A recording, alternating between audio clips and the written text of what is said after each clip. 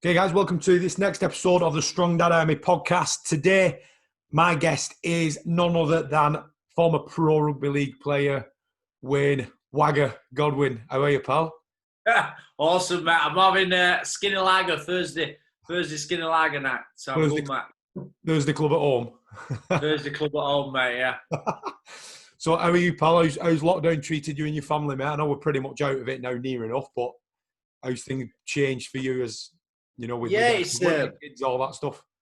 Yeah, it's been a great journey, to be fair. I've learnt a lot about myself, and it's been great to have that family time. My oldest boy, Charlie, he's 5. He went back to school and did probably the last 5-6 weeks because he didn't want to go straight from reception to year 1. Yeah. Loads of family time, kept him active. As probably people have seen on social media, and I've got my top on. There she is! I've been doing plenty of bin challenges against Matt Jess and the Rugby Union guys. Yeah, plenty of videos out there just to keep everyone positive, inspired. Obviously, I work with kids. I coach kids, so I like to inspire the next generation as such, and entertain. So I've been missing my Rugby League, obviously, with the Rugby AM stuff I do in the social media. But yeah, just kept busy, mate, and I'm still furloughed, so plenty of stuff going on. But that's what I'm like. I've got loads of energy, loads of passion for it. So yeah, looking forward to it, Dan. Perfect. So, as we usually do on this show, mate, we pretty much always go to the beginning, really, and just ask you about your childhood. So, what was life like growing up in Yorkshire for you, mate? Were you a good kid, bad kid? I know that you played rugby, started your rugby at some point as a kid, but tell us a bit about your childhood, pal. My journey, really, I've always been in a sporting background. My dad played rugby union, and he's probably my hero, my passion, why I got involved in sport, whether it played union or league. I started off at Salford Rugby Union when I was 6-7 years old.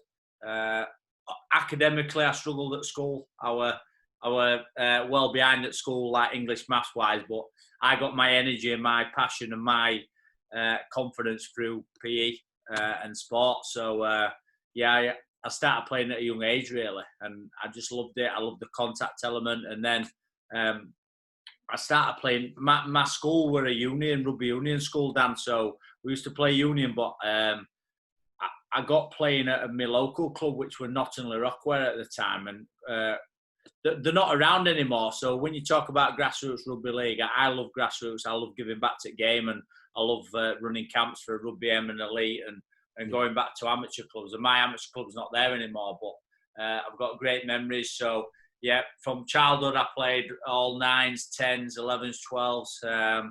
I won't say I was the best player in the world. I had all the attitude, very little talent, but obviously I believe from my coaching that it's all right having talent, but yeah, if you've got to have the attitude and want a will to get better. But yeah, so put a long story short, just always played rugby, always played sport.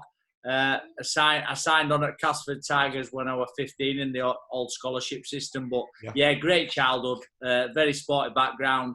I had to try hard, obviously, academically, but I got my passion and my drive through sport, Dan. Cool. So I take it you would have signed in that scholarship. That was sort of like the beginning or early on in the Super League era, the full-time era, yeah. Yeah, it were different back then. It were this old. I don't know if you remember. It were the old Cass schools, Leeds schools. Yeah. So we played against there were Matt Diskin in my era, Chev Walker, Richie Mathers, all them kind of guys. I was playing against them in the schools. So I signed on at Cass when I was 15. I was never the biggest. So at school or throughout my rugby career. You always remember, as you know yourself, you always remember your coaches that brought you through, and it was Stuart Raper at the time. Right. But, a guy called Graham Stedman, I owe a lot to Steady because he kind of nudged. He kind of taught Stuart Raper not into signing me, but he said, look, let's watch this kid.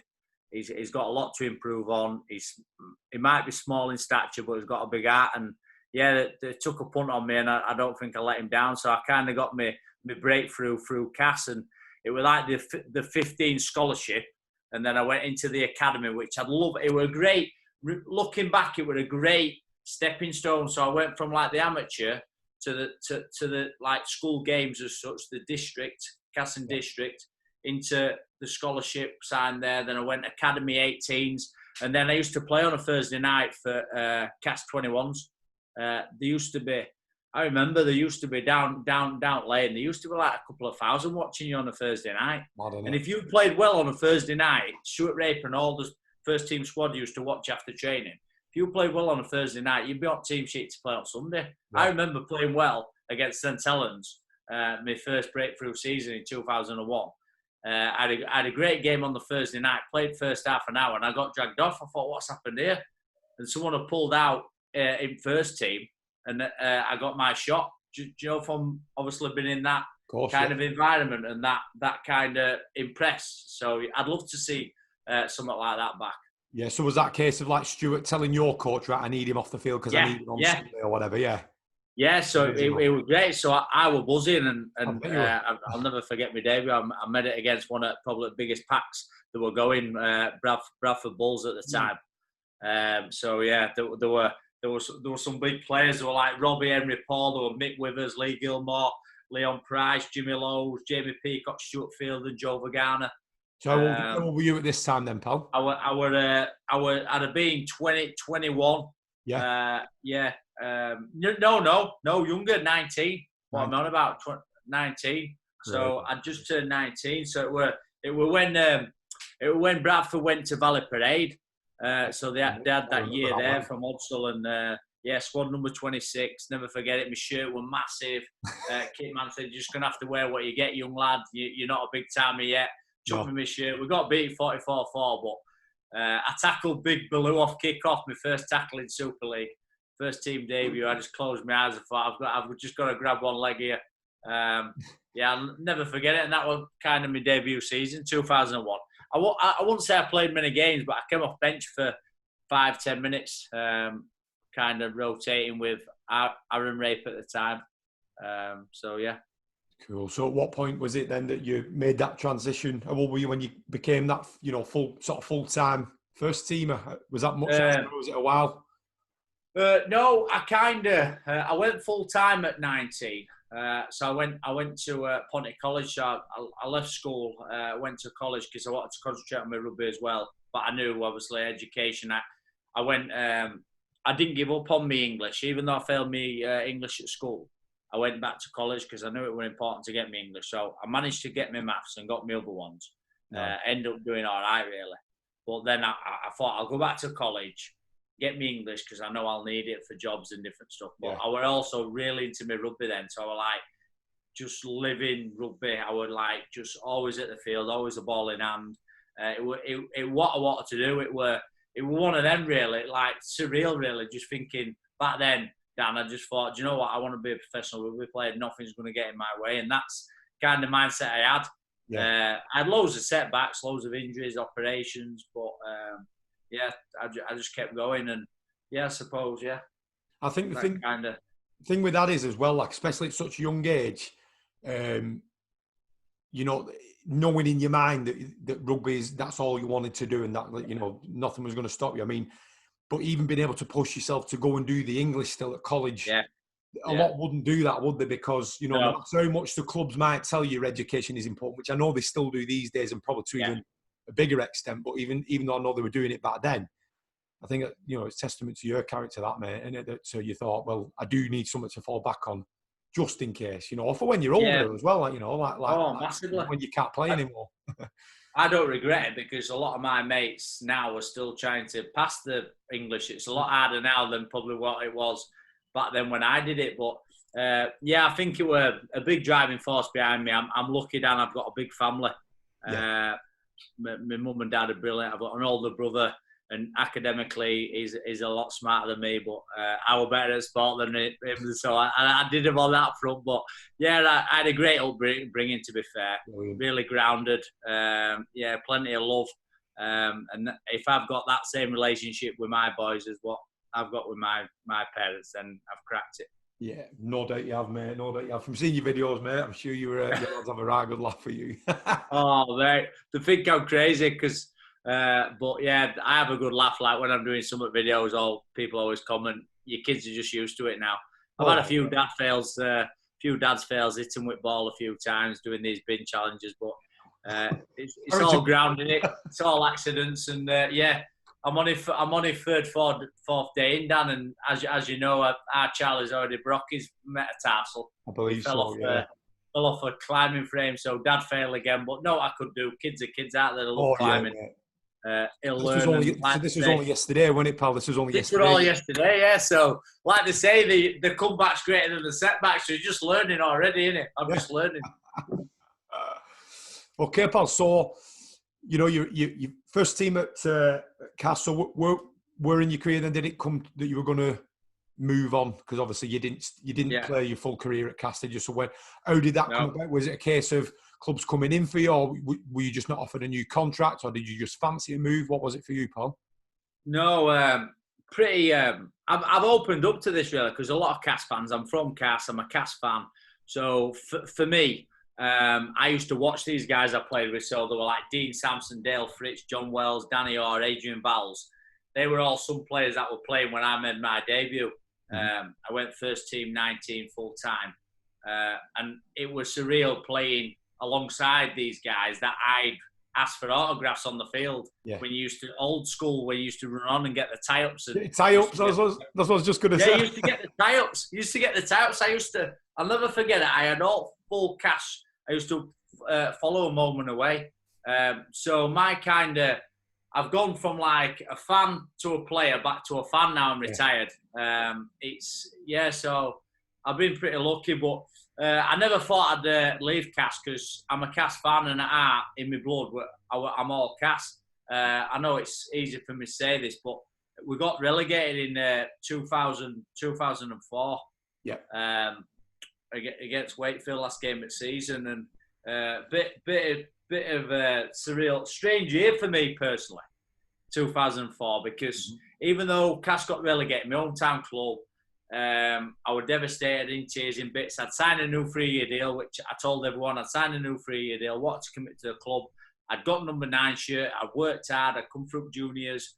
I just wanted to keep at Cas, but when I played some of the best rugby ever, so even though we got relegated, I was playing out of my skin. I only missed a couple of games. I ended up kicking that year as well because no one wanted to kick.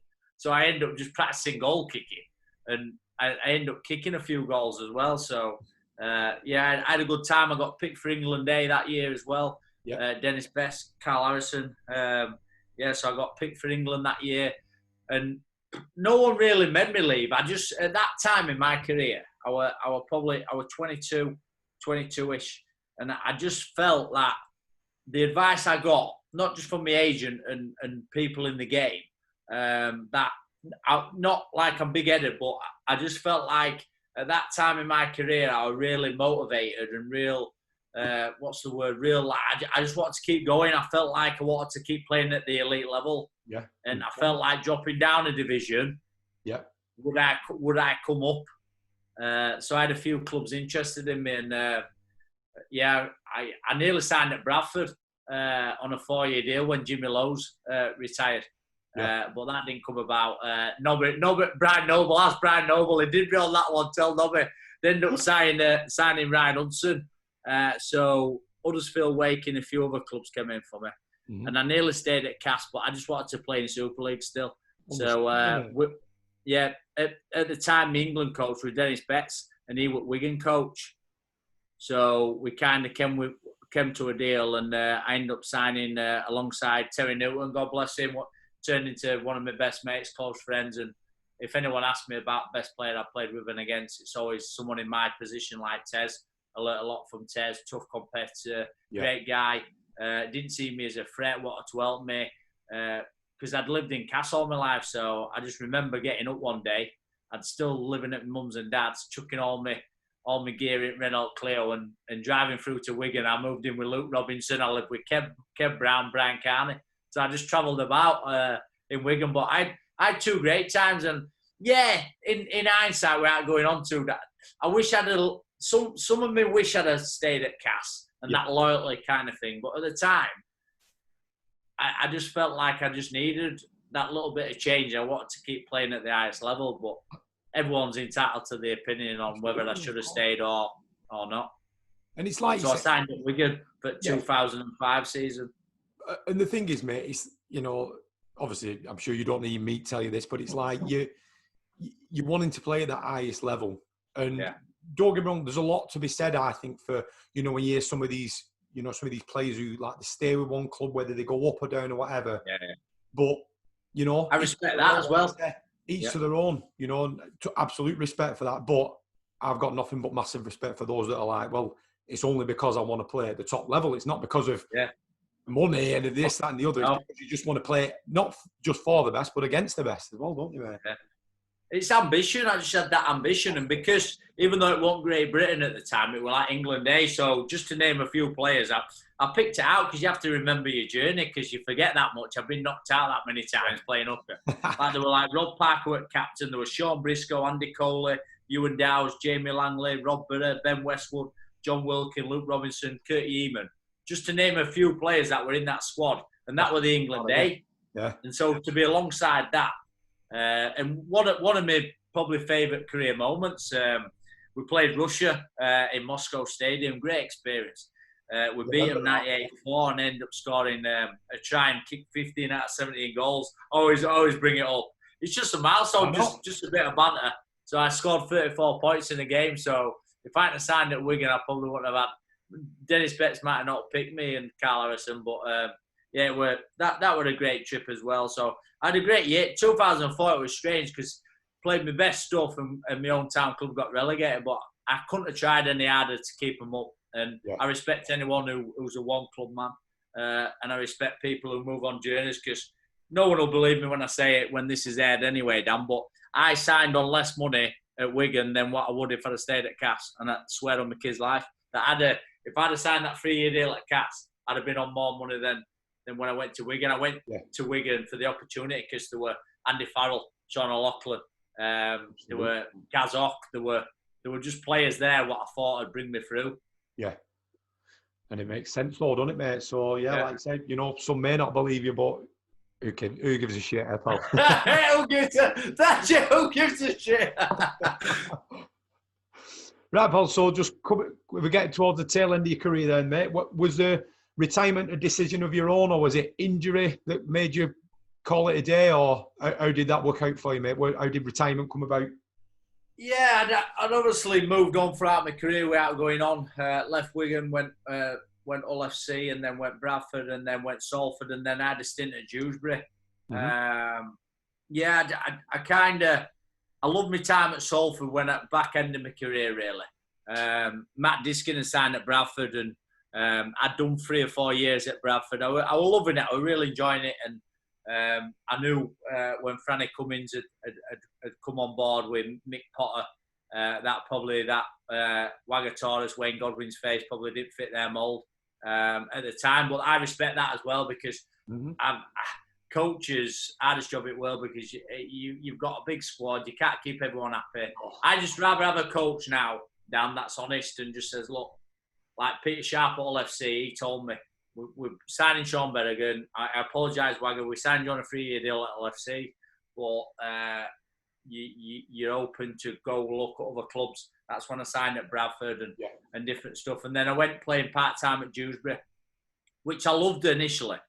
I did love it, but I was getting used to playing part-time and looking for work because I'd not earned enough to I'd not planned anything down. I was shocking at that. I'd just not planned for it. I just thought, I don't know why, but I just thought I had one more year at Salford because I was playing all right. But when takeover happened with Marwan and different stuff, it was like kind of just didn't work out. And then I went playing part-time at Dewsbury under Glenn Morrison, who I'd played with at Bradford. Yeah. I think it were a number of factors, Dan, really. Looking back, you always nitpick because I've always played with passion and I've always played with my heart. I've always played with a lot of energy and extras, and I just didn't have that. I didn't have that buzz anymore, Dan. Yeah. It's hard to explain. It was like I were always heart and soul, and the first on the pitch doing extras, the last off it, just having the crap with the boys.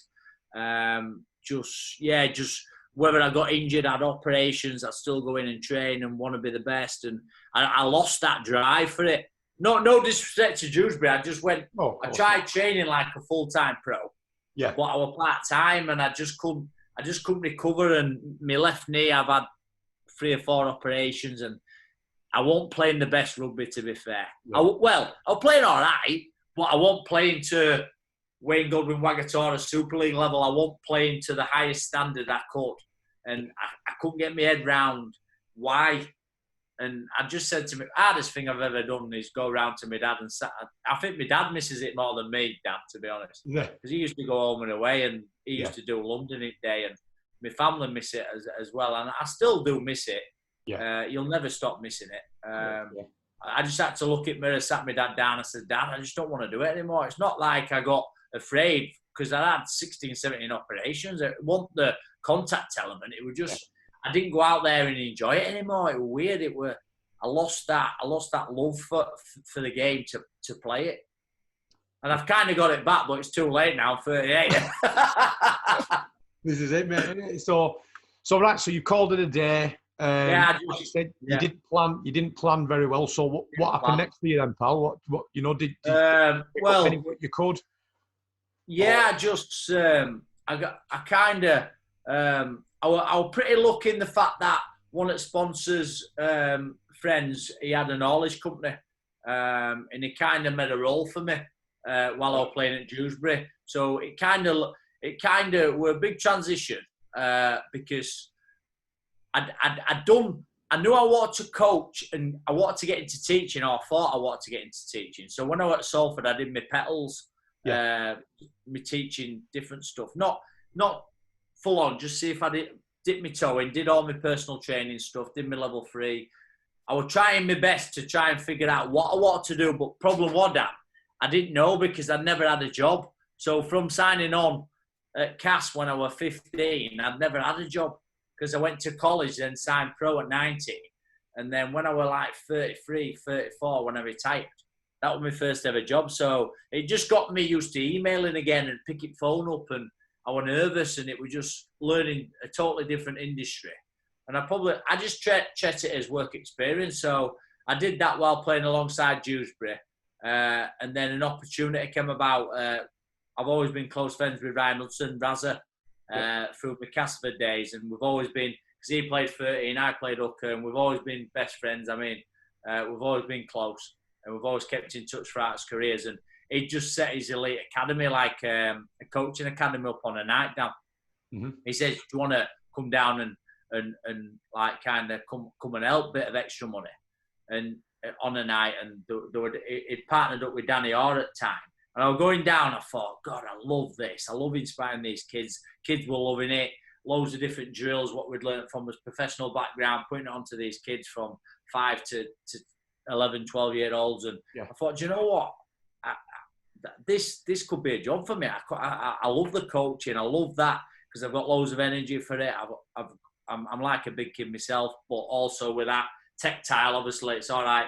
Know when to calm it down, tic-tac, and the culture side as well. And they've got to learn from it, obviously, in schools and the physical education. And then Raz signed me on there, but I'm business manager at Elite Kids Coaching. So before COVID, we're coaching over 12,000 kids a week, mate. Is this just in Yorkshire? Is it countrywide or what? Yeah, more Yorkshire, more West Yorkshire. So we're heavily involved in Castleford because that's where me and Raz are known, and we know a lot of people and the schools. And we had a few schools in Featherstone, Leeds, Ponty, just local areas. So it wasn't just rugby. So we've got gymnastics coaches, dance coaches, forest schools, outdoor learning. Nice. So we do the full annual plans for schools, so we know it fundamental movement skills at year 1. So we do their annual P plan, their progression, striking and fielding, all the shebang, and we put the right coaches. So I don't try and go in and deliver a dance or gym session or cricket because I'm a qualified rugby, football, because I'm multi-sports trained. So we've gone down that route, and I love it. So I coached my local college, Ponty, who I went to Ponty College. So to go back and be the rugby coach up there is like unreal because I love to give back, and it's great that the college I went to, where I couldn't play rugby because I'd signed professional at Cats. I went back to Ponty Titans, they're called. I can't wait to get back amongst the boys. They're the right set of lads. I really loved my first year. It got cut short, but we did really well. So hopefully we're trying to run 2 teams next year. Nice. And obviously that's, like you say, you're still continuing doing that to this day now. So, and, you know, I'll tell this story now. This getting you on this podcast came about because I just dropped you a message on Instagram. Because, you know, we've never, well, I said we've never met. We have met. You won't remember because you're pissed out your head. But for the change, there she is. So the way this came about is I went playing in the Dubai Sevens tournament of the 10s, the Veterans 10s last year in December for Great Britain Bulldogs. And what a team, Dan. What a great all right, didn't we, pal, winning it? Mate, what a team. You did well, mate. You had a real good team. We did. You had a real good team and good set of lads, and you probably balanced that playing side with obviously having a few drinks and socialising as well. We had a good laugh. It was a good tour, mate. I enjoyed it. Yeah, very good. And the way this came about is that, obviously you represented Joining Jack. Joining Jack, yeah. Yeah. And we were hoping we were going to get you guys because obviously I've never played professional or against professional. So I was thinking I'd love to play against these guys. And unfortunately, it didn't happen because we were in separate pools and all. Yeah, we were anyway, different groups, wasn't it? Yeah. On finals day, when our coach left because we wanted to stay at the stadium having a drink and that, having a laugh in fancy dress and everything. So we got on the Joining Jack coach on the way back. Every year, mate, every year. This guy was something else. Mate, I love to bring a party, mate. I love to bring. You know what I'm like, Dan. I can tell, mate. To bring a party. So anyway, mate. Yeah. So I started this up, and I thought I need to get Wayne on, and so you said you joined it. So, but going back to the Joining Jack, how long have you been involved in that, mate? Because it's obviously a great charity. You know, I know they've been going to the Dubai Sevens for a few years now, haven't they? And they also do loads of other work as well. But how long have you been involved in that, mate?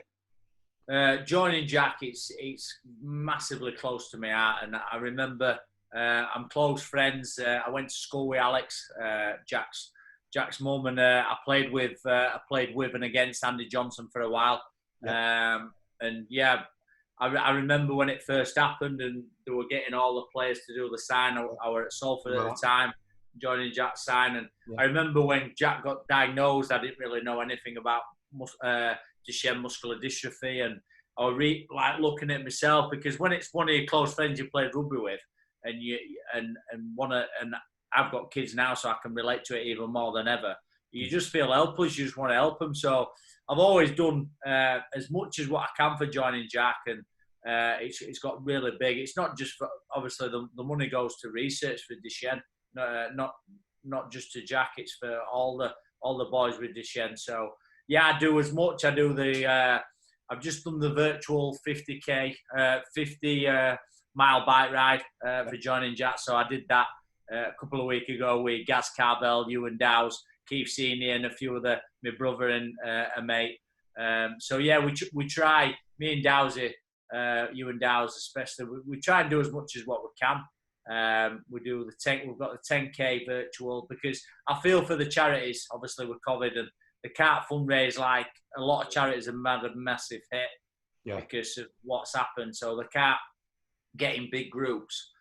So I've always been a massive supporter. Jack and James, lovely kids. And that Joining Jack tour for me is highlighting my playing career as well because I never had the beauty of winning Super League. I got to a semi-final of the Challenge Cup for Castleford against Wigan. That's close I've been to kind of getting to finals rugby. Yeah. But when we won it that first year, I got picked to join Joining Jack team, the 10s Veterans Legends. I couldn't believe I'd been picked. I'd just turned 35. I didn't know what to expect, and I just thought to spend that quality time with Jack and James and to reunite some friendships. And I mean, just to name our squad at the time, Dan, I mean, it were like Jason Robinson, Tom May, and Mark Cueto, obviously they're well known in the rugby union. Yeah. Dean Schofield played Toulon, Quates obviously England international as well as Tom May. Ben Woods, who's done Leicester, and then we had a good mix. As you know, playing in it, you need a good mix of leagueies as they say it, league style play Yeah. to union in the rucks and the contact and the mauls. But then we had some pace. We had like Pat Richards, Luke Dawn, and on edges who could score tries for fun. So that first year to go and win it in front of a massive crowd, because as you know, on them finals day, the veterans comp play before the big comp, so it's like there's quite a lot in the stadium. Right. As you know from going there, the atmosphere is electric. We've got that balance between, obviously you're out there to fundraise and represent Joining Jack and the charity, and with the sponsors you can raise a lot of money, but also it's just a great experience. So one of my highlights of my career, and when you've got like Martin Afire and Stevie Hampson warming you up as team managers and physio and conditioner, you've got a squad there, haven't you? So I'm passionate about it. I think it's a great event. Did you enjoy it, Dan? Because it's unreal, isn't it? Well, that's the thing, you know, without turning this into about me, like I never went on any tours as a kid. I jacked in rugby at quite a young age. By sounds of it, mate, I think we're probably the same age as you, mate. You're 38, did you say? Yeah. Yeah, 38. Yeah. So we've probably been same year, because I was actually same school year as like Rob Parker. You know, we both played for these schoolboys together. As well, Sean Penk. You know Sean Penk? Yeah, Penk is still going. Go on, Penky. Is it? Going round again, isn't it? Rochdale, isn't it, Penky? Do you know what, mate? I've no idea. I don't follow rugby. Have you? Yeah, he's going round again, Penky. Like, you look at Gaz Ellis and some of these players, I think, did I retire too early? I thought I should keep going. But I enjoy playing in these, like, veterans, like, legends games. You know, we play Yorkshire, Lancashire. I think I'm like a boxer now, Dan. So, like, I love the hype and showcasing and doing mad social media stuff. But then it's like when you step up field, it's like, wow, we're on. Bang, bang, bang. We're back on again, aren't we? But, I love playing. I wish I could still play at that level.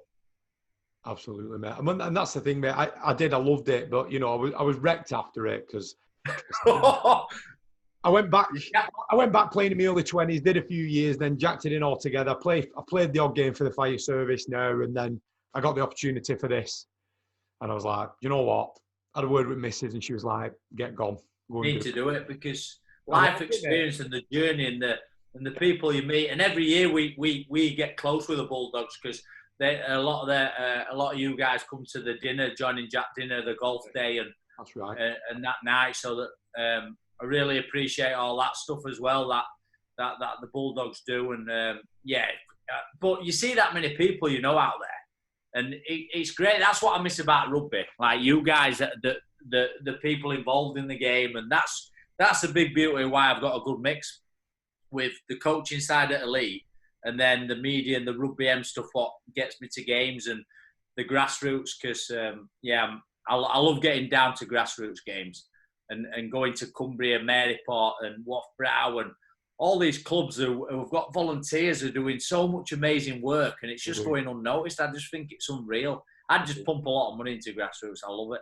Yeah, and I think loads don't realise that all clubs, they're just run by volunteers, aren't they? They're just, you know, just there. The time I've learned that much. People give up is unreal, isn't it? Oh, these coaches and volunteers of these clubs, they need massive rats, because we run camps, so elite kids coaching and Rugby AM come together, because a lot of our guys are playing semi-pro still. So like Jose Keng, who plays at Swinton, is one of our coaches. Luke Cooper, Jack Render, who's at Fev, and Josh Jordan Roberts, and a few other guys. Baldwinson, Jordan Baldwinson, who's at York. They kind of coach at elite. So we've got like kind of the perfect coaches to go into the clubs to show their professional side, and the kids love it. And like I said, we've had some really good trips up to Maryport, and I can't wait to get the camps going again, because we had nearly 20 odd booked in for summer before COVID and different stuff, and that's all gone. But we'll get it back. We'll be back to business soon. Fingers crossed for you all there. Yeah, definitely. I can't wait to. I'm still furloughed, but I can't wait to get back amongst it, and some exciting times. And I'm one of them guys. Just keep positive, and obviously with the stuff I've kept busy. I did the 30-hour bike ride with Rugby League Cares for the Rob Borough. and different stuff we keep seeing in the rugby boys. So even though I've been off since March, I feel like I've done a lot. I've just had it's strange, really. I just feel like I've done a lot of stuff without kind of working. Yeah. Right, Paul. So pretty much coming to the end now. So you may or may not have listened to any of the past episodes, but I always ask the guests that I get on for a bit of a funny or embarrassing story. So I know I've no doubt you've got plenty of them, pal. But just what comes to your mind first, mate, when you get asked for a story? So I think a lot of Rugby League followers, if they're watching this, they'll probably have heard this before, what I've told on Rugby AM, but more embarrassing, more memorable for me. At the end of, I think it was 2005, 2006, Ryan Hudson, who I go back to, we're good friends. Yeah. We just said, oh look, let's go to Australia. Let's just book a flight. Let's just get away. I've not been picked for any representative on his like England GBRO. So I said, yeah, I'm keen. Let's go. Let's book it. So Raz booked flights. I didn't even ask him about the flights, Dan. I just thought, yeah, let's go with it. And Raz must have got picked up with GB, or I couldn't go. This was 2 days before we were meant to fly. Mm-hmm. So I was like, I'll still go. I'll just go by myself. Just send me flight details and I'll do it. I says, it don't bother me because there were Craig. I was meeting Craig Greenall out there who I played with Cats Knuckles. Yep. Who had played at FC, the prop. I don't know if you remember him, Dan. But he was a great guy, good friend. So I'm going to stay with him. Right. He will pick me up from airport. So I said, send me flight details. Anyway, long story short, Dan, send me flight details. I looked at flight details. Wow. It was 500 quid. That's how cheap a flight. It was called China Eastern Airlines. If you want to Google it, I Googled it. It was highest death rate. It was like the worst flight I've ever had in my life. And I thought I was flying from Manchester. I had to book another flight. It cost me God knows how much. It probably cost me more in flights. I had to fly out of Heathrow. So I had to get a flight from Leeds Bradford to Heathrow. Turned into awful trip now. And then we flew to Shanghai, but all I ate were beef noodles and there were Willy Wonka on. That's all I remember. No one English flight. I got to Shanghai, right, airport. I had 8 hours. 8 hours. 8 hours. And that was planned, though. Raz had planned this. So 1-0 Raz. 8 hours. So I met these Aussie guys. I don't know what, they were just travelling home. They were from Shanghai or whatever. Yeah. So I ended up just getting, I don't condone it, but I ended up, as you know, from Dubai, I ended up getting absolutely smashed. I'd had enough. I just thought, I just need to finish myself. So I got smashed for 8 hours. And I got on flight and I remembered I had a few sleepers in my pocket because I'd had an operation a bit back. And I thought, I'll just sleep rest at flight, another 10 hours or whatever, I'll just sleep. So I popped these, plus I've been drinking, so I don't ever do it if you're listening. So I popped these sleepers. Next minute, all I remember, Dan, right, embarrassing as though, is getting restrained, getting dragged into a toilet. I'd pulled my pants down. It's embarrassing, and I'd pissed up bloke next to me, because I thought I were in the toilet. Damn. So basically, I'm on a flight. It cost me 100 quid. I had to pay him 100 quid. So I've turned up at Sydney Airport with a big piss stain all around my pants. Right, my mate picked me up, and he says, "Where have you been? You look a right mess." I says, "Don't ask." I says, "I've just had the worst flight in my life. This guy were absolutely..." "Well, you're gonna go live it, aren't you?" Because I can't believe I did it. I was like thinking, "Wow, what have I done?" But I couldn't remember it because I didn't know where I was. Oh, crazy, man! That's probably. I've told it a couple of times in rugby clubs and different stuff, but. Yeah, and he did me there on that flight, and then I went straight to Cronulla and just got drunk again. I had the best 5 weeks of my life, and not way back. Did me again. I thought I was straight through way back. No, I had 1.5 days in Shanghai in a hotel by myself on way back. who books them kinds of? No wonder it was 500 quid. Jesus, that's ridiculous. So, that must have just been save a few quid. That's all. Oh, well, looking back, it must have been. But yeah, my most embarrassing story moment. But I don't. If I saw the guy today, I'd give him a big hug and apologise. That's a good one, that, mate. I like that one. Nice. Right, mate, so we're going to pretty much call it a day there. So, obviously, I want to make sure everyone gives you a follow on your social media so they can, watch your videos. I enjoy watching your videos, mate. So, where can they catch you on Instagram, Twitter, wherever, pal?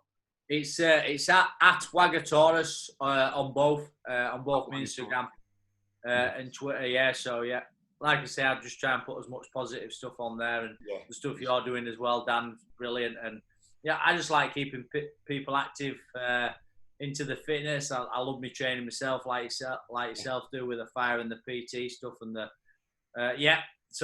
all good stuff. So if you want to give me a follow, then give me a shout. Yeah, give this guy a follow. Right, cheers for that, Wayne. I appreciate your time. It's pretty late at night now, so thanks a lot for your time, mate. No worries. Hopefully speak to you again very soon, pal. Happy days. Take it easy, man. Cheers, Dan.